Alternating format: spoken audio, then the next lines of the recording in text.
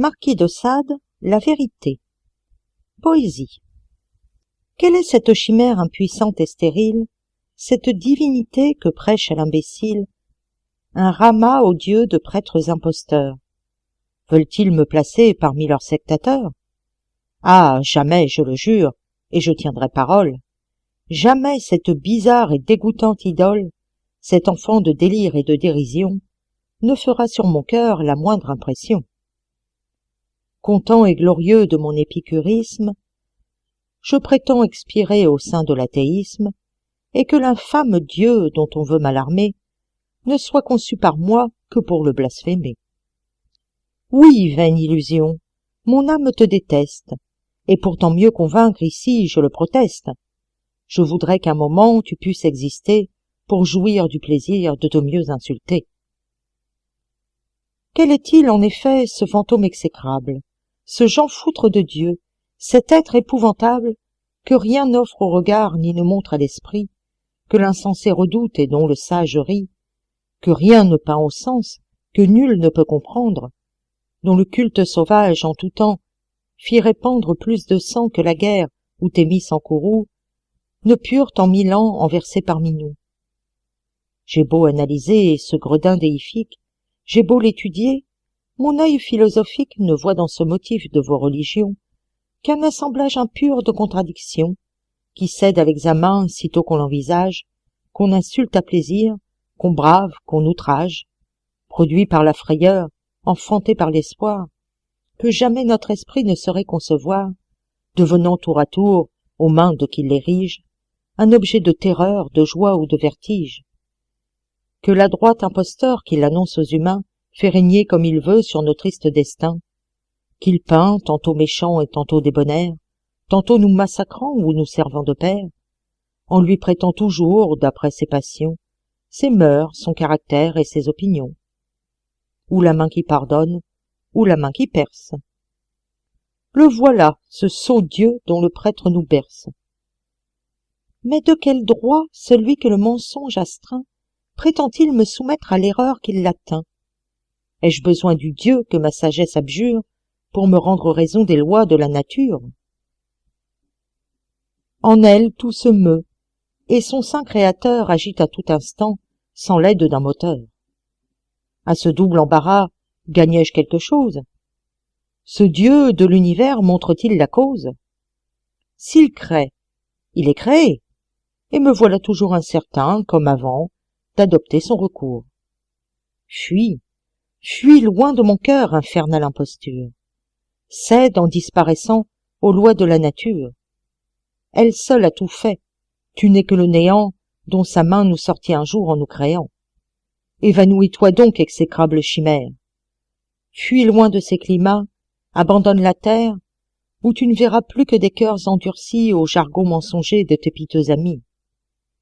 Quant à moi, j'en conviens, l'horreur que je te porte est à la fois si juste et si grande et si forte, qu'avec plaisir, Dieu vil, avec tranquillité, que dis-je, avec transport, même avec volupté, je serais ton bourreau si ta frêle existence pouvait offrir un point à ma sombre vengeance, et mon bras avec charme irait jusqu'à ton cœur de mon aversion te prouver la rigueur.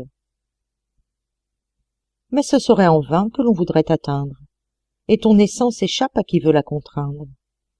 Ne pouvant t'écraser, du moins chez les mortels, je voudrais renverser tes dangereux autels, et démontrer à ceux qu'un Dieu captive encore, que ce lâche avorton que leur faiblesse adore n'est pas fait pour poser un terme aux passions.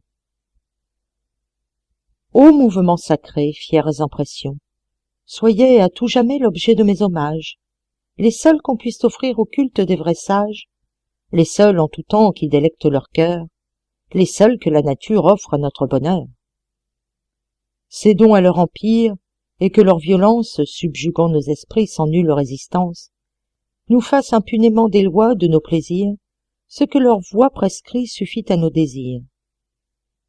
Quel que soit le désordre où leur organe entraîne, nous devons leur céder sans remords et sans peine, et, sans scruter nos lois ni consulter nos mœurs, nous livrer ardemment à toutes les erreurs que toujours par leurs mains nous dicta la nature. ne respectons jamais que son divin murmure. Ce que nos vaines lois frappent en tout pays est ce qui, pour ses plans, eut toujours plus de prix. Ce qui paraît à l'homme une affreuse injustice n'est sur nous que l'effet de sa main corruptrice. Et quand, d'après nos mœurs, nous craignons de faillir, nous ne réussissons qu'à la mieux accueillir. Ces douces actions que vous nommez des crimes, ces excès que ces sots croient illégitimes, ne sont que les écarts qui plaisent à ses yeux, les vices, les penchants qui la délectent mieux.